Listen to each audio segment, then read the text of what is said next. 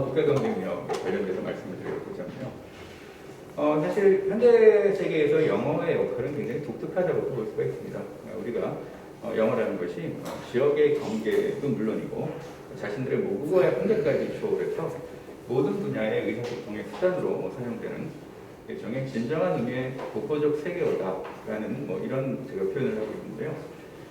과거에는 이런 언어가 사실상 존재하지 않았습니다.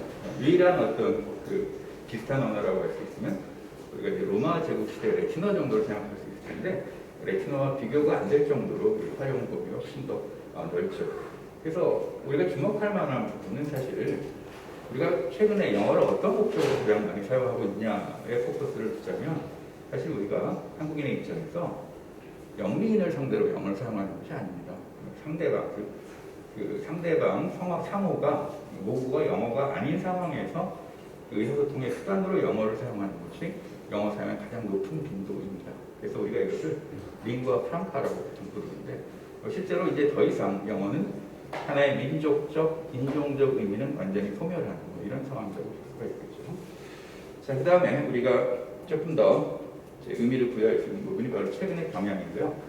최근에 AI로 대표되는 4차 산업혁명 시대에 들어와서 우리가 이제 흔히 사용하는 표현이 인터커넥티비티라는 표현을 합니다. 상호 연관성이라는 표현인데, 즉 시공간의 제약을 넘어서 우리가 서로 밀접하게 연결되어 있다는 이런 의미죠. 그래서 거기에 가장 중요한 이 대개 수단은 바로 영어이죠. 그래서 이런 부분에서 영어가 현대 세계에서 함의는 굉장히 크다고 말씀드릴 수가 있고요. 자, 그 다음에 한국 사회에서 영어 같은 경우는 조금 더 그 의미가 확장되는 부분이 보이는데 그 이유는 한국이 갖고 있는 어떤 지정학적 위치 그리고 지금까지 우리가 취해온 어떤 대지향적인 경제구조 이런 부분들이 영어의 중요성을 더욱 강화시킬 수밖에 없죠.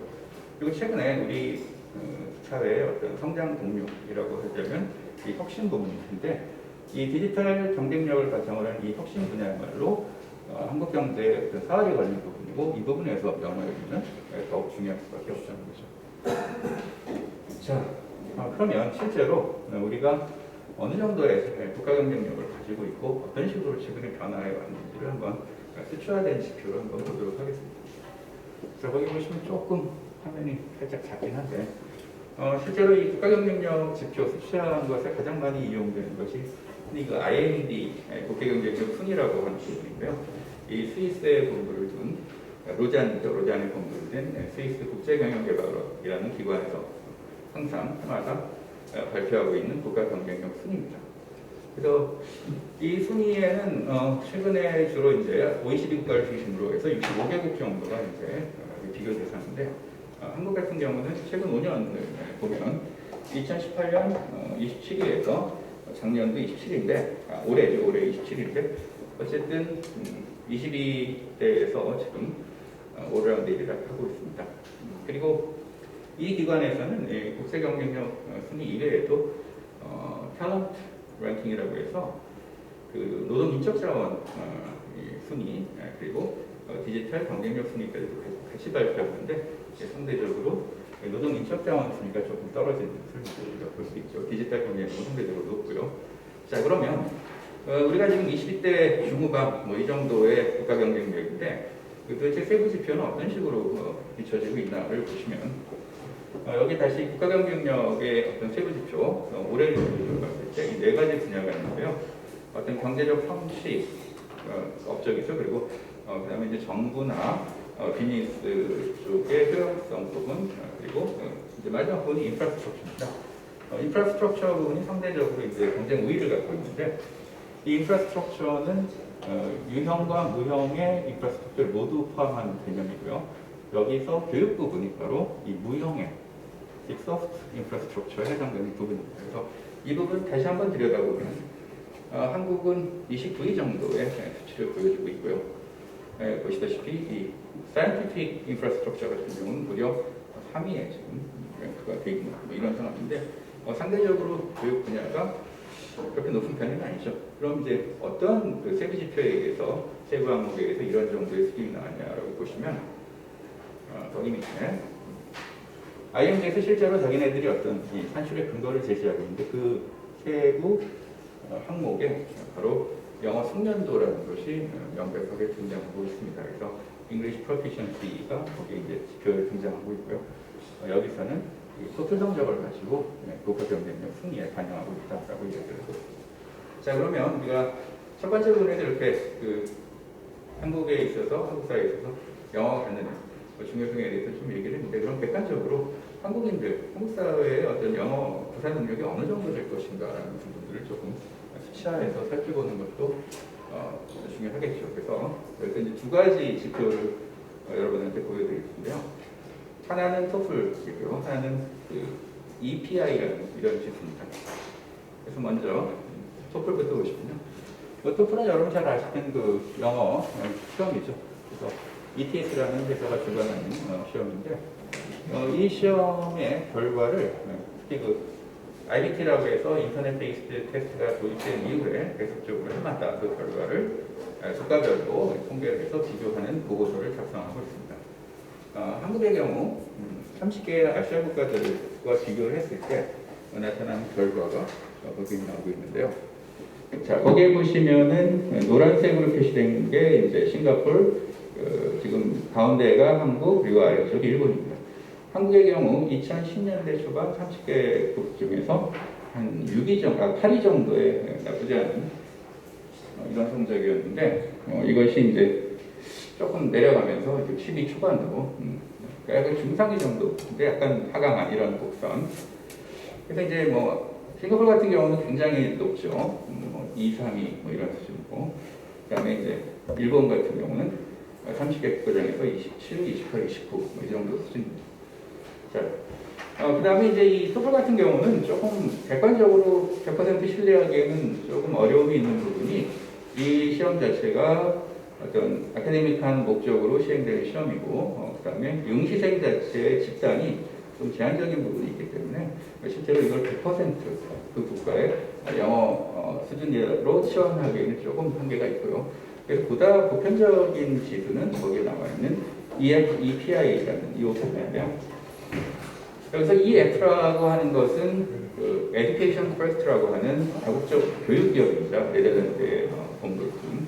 그리고 여기서 해마다 영어 시험을 치러서 각 국가들의 영어 숙련도를 보여주고 있습니다. 그래서 작년 같은 경우는 이 EF에서 전 세계 200만 명을 대상으로 성인들만 가지고 이 테스트를 치렀습니다. 그리고 또 한 가지 중요한 특징은 영어가 모국어인 국가는 제외한 국가들만 가지고 테스트를 했습니다. 그래서 여기서 나오는 성적도 중요하지만, 등수도 중요하지만 실제로 더 중요한 것은 객관적으로 어느 정도의 영어 숙련도를 갖고 있는지 그 국가가 5개의 단계로 다시 구분해서 최종 성적을 매깁니다.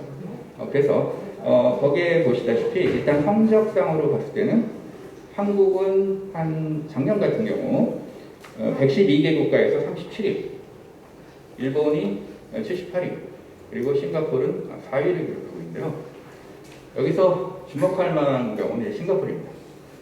4위라는 성적은 그 앞에 있는 나라가 네덜란드, 오스트리아, 이 정도 나라밖에 없습니다. 그러니까 즉 유럽, 덴마크까지 해서 3개 국가인데 전부 유럽 국가고, 이 세 나라는 전부 모국어가 게르만어입니다. 즉 영어와 계통이 같은 언어이기 때문에 태생적으로 유리하죠.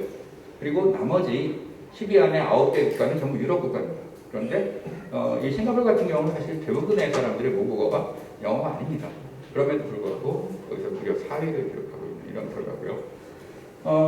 아무튼 이런 건데, 그래서 전체적으로 우리와 다른 나라의 영어 능력 지표를 비교해 보자면, 아무튼 한국은 아직은 크게 나쁘지는 않다고 할 수 있겠지만 약간 침체기 내지는 조금 정체로 볼 수가 있고, 그래서 이 EPI 지표 같은 경우는 지금 계속적으로 딱 중간 3단계, 5단계 그 수준입니다. 반면에 싱가포르 같은 경우는 항상 최상위권이고요. 일본 같은 경우는 토플 같은 경우는 최하위, 그리고 EPI 같은 경우는 1916년부터 보시다시피 한국과의 격차가 벌어지면서 4단계, 마지막에서 그냥 두 번째 단계로 하락을 한 이런 상황입니다. 자, 그렇다면 이렇게 이 영어 능력이라는 것이 국가 경쟁력과 어느 정도의 상관관계가 있는가를 조금 더 살펴보겠는데요. 물론 이 상관관계에 대해서 많은 학자들의 연구가 있는데, 이게 한 가지만 소개해보자면 2015년 발표 논문인데 타이틀이 Countries with High English Proficiency are More Innovative라고 해서 영어 숙련도가 높은 국가일수록 보다 혁신적이다라는 뭐 이런 제목의 논문이고 여기서 주장하는 가장 핵심은 영어 숙련도와 경제적 장점 사이에는 어느 정도의 상관관계가 존재하고 그 다음에 특히 이 이노버티브한 창의적인 이런 혁신적 분야에 있어서는 그 중요성이 더욱 더 연결되는 뭐 이런 방향성이 나타나는데 그 이유는 아무래도 우리가 이 혁신 분야일수록 굉장히 다양한 배경의 사람들이 다양한 생각을 교류하면서 서로 간의 의견 교환이 가장 핵심적인 창의적 섹터의 특징인데 이것을 위하려면 언어적 그 장벽의 해소가 가장 필요한 것들 중에 하나이고 그러다 보니까 영어라는 그 의사소통의 숙련도가 높은 나라일수록 이런 식의 이노베이티브 섹터가 발달할 수 있는 확률이 높아진다. 이런 이야기입니다. 자, 그래서 우리가 실제로 이거가 이제 사례를 통해서 볼 수 있는데 싱가포르 같은 경우 IMD 지수가 지금 2002년 같은 경우 3위입니다. 덴마크하고 스위스 바로 뒤에 3위를 기록하고 있어요. 2022년도에. 그래서 결국 이제 어떤 영어 숙련도와 상당한 연관성을 갖는다. 이런 사례도 볼 수가 있고 반면에 일본 같은 경우는 지금 숙련도가 계속해서 하락하고 있는데 영어 숙련도 근데 또한 국제경쟁력도 배를 같이하고 있고 그래서 보시면 2018년만 하더라도 한국보다 경쟁력 순위가 높아요. 그런데 이게 2019년부터 이제 역전이 되기 시작하면서 지금은 일본은 30위권으로 지금 밀려나 있는 상태입니다. 이런 것들이 결국 물론 뭐 100%가 영어 능력이 거기에 연관된 건 아니지만 상당한 연관관계를 우리가 생각할 수 있는 것이죠. 자, 이렇게 한국 사회에서 갖는 영어의 의미는 분명히 굉장히 중요한데 문제는 이 영어 관련된 이 영어 격차의 문제가 사실 심각한 사회 문제로 그동안 계속 되어왔다는 것이죠. 자, 그래서 한국 사회에서 영어 갖는 의미, 그 영어 격차에 대해서 잠깐만 말씀을 드리자면 사실 본질적으로 한국 사회의 영어는 문화자본의 속성을 띠고 있다 보니까 어떤 계층구분의 상징, 고착화, 양극화의 기제로서 작동하는 이런 측면이 너무한 것이죠. 자, 그래서 이런 부분을 해소하고자 사실 영어의 수능 절대평가도 도입된 배경으로 저도 알고 있고 그리고 실제 이런 부분들을 기대했고 또 사교육 부분도 많은 해결의 기대를 가지고 이 수능 영어 절대평가가 실시됐지만 그 결과를 보자면 가장 먼저 드러나는 부분 중에 하나가 바로 이 풍선효과, 사교육의 풍선효과인데요. 즉, 이 조기 영어 사교육 시장이 엄청나게 확대된 이런 것을 확인할 수가 있습니다. 그래서 우리가 이 영어 유치원 같은 경우인데 사례인데 영어 유치원 같은 경우가 이게 공식 학교가 아니라 학원 교습소로 등록을 하기 때문에 이제 전체적으로 조사하기는 어렵고 각 시도 단위로 조사를 했는데 일단 그러니까 서울 같은 경우 기준으로 봤을 때 최근에 이제 한 5년간을 6년간을 보자면 영어 유치원이 200에서 250개 정도로 증가를 했습니다. 그런데 이제 단순한 숫자의 증가도 증가했지만 이 증가 양상이 좀 굉장히 독특해요. 즉, 이 영어 유치원이 증가한 지역이 강남 4구 지역만 폭발적으로 증가하고 있습니다. 그러니까 2배가 증가를 했어요. 2배 이상이. 반면에 서울의 나머지 지역은 오히려 정체가 오히려 줄었습니다. 그래서 전체적으로 50개가 늘었는데 50개 는 부분은 전부 이 특정 지역에만 집중된다는 이런 부분. 그 다음에 문제는 물론 여기에 들어간 비용의 문제죠. 이 교육 비용이 굉장히 많이 들어갑니다. 그래서 실제로 한 달에 신고된 금액만 110만 원이니까 실제 금액은 더 클 수도 있겠죠. 이런 경우 1년 총 비용으로 따지면 교육비로 대학 등록금의 최소 2배 그리고 실질적으로 고액을 받는 영어인의 경우는 거의 5배 수준의 교육 비용에 지금 들어가는 이런 상황이죠. 자, 그래서 이런 부분들이 결국 영어 격차를 고착화시키는 뭐 이런 증거가 됐을 텐데 물론 이제 뒤에 부분에서 다른 부분에 더 자세히 말씀드리겠지만 뭐 이런 상황은 바로 이 공교육 현장에서 영어 경시 어떤 풍조의 고착화가 바로 연결되는 이런 부분들이고요. 따라서 우리가 이 영어라는 것이 결국 한국 사회에서 현상적으로 이 조기 사교육을 통해서 어떤 계층 양극화를 확대 재생산하는 뭐 이런 작용을 하게 된다면 앞으로 한국 사회는 향후 전반적인 영어 능력의 향상은커녕 정체 내지는 그것의 이제 퇴보도 생각할 수 있고요. 국제경제 향상을 위한 전반적인 어떤 사회 동력의 소멸까지도 우리가 생각할 수밖에 없는 이런 상황이라는 거죠.